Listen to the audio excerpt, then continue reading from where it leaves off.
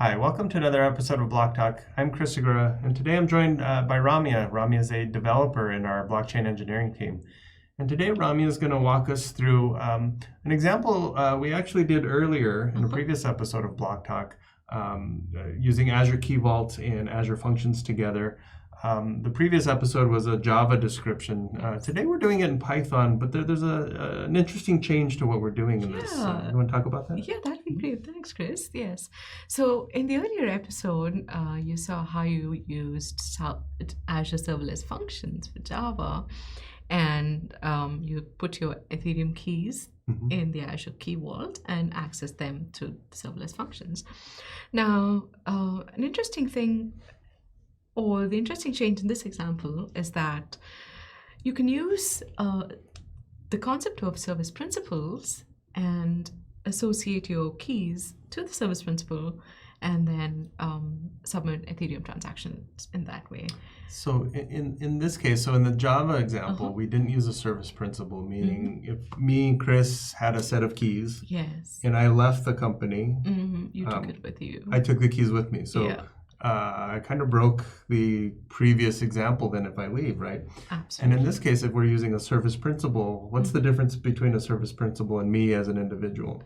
So the service principal is just, as the name says, it's tied to your service or to your instance, and it is not associated with any one particular individual, and so can be used by, let's say, if you have a company that's using the Key Vault or has access to that, you can then do access just through the service principal and not have to generate keys for every single person in your company. Okay, got it. So it doesn't matter if I leave in this case if we use a service principal because the keys are tied to the service. Yeah. Awesome. Yeah. Okay, cool. Let's jump in and look at your demo. Okay, that sounds fun. And so let me show you where we have the examples all set up. And this is on our Azure samples page.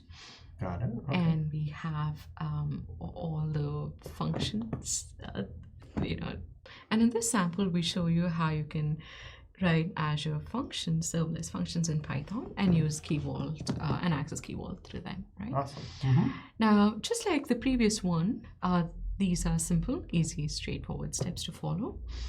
And you will notice that the main difference here comes in when you have to create the Azure Active Directory service principal. I see. Perfect. Okay, so this is the piece that's actually creating the service principal, and this is really the big difference between, other than language, of course, the Python example that we're showing now and the Java example we showed earlier. Absolutely. Great. Yeah. And then the keys that you generate get tied to the service principal, right? So now let's test the Azure function and see how it runs. I have all of the things set up so that let's do the function.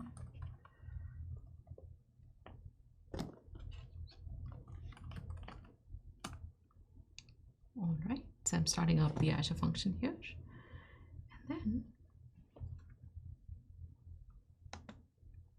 so much is in the same. We're creating or deploying this function, which is going to interact with Azure Key Vault. Yes. And then now you're going to create a transaction that forces that function to go to do something. Yes. Right? Yeah. And when this function runs, it'll go fetch it'll go log in to the Key Vault as the service principal, get the secret, sign the transaction, submit it, and then here we have. Cool. You see it was successful. Yeah. And all of this, That's a great demo, Ramya. Thank you. Thank you for joining us on Block Talk today. Please follow us on Twitter at MSFT Blockchain. Thank you.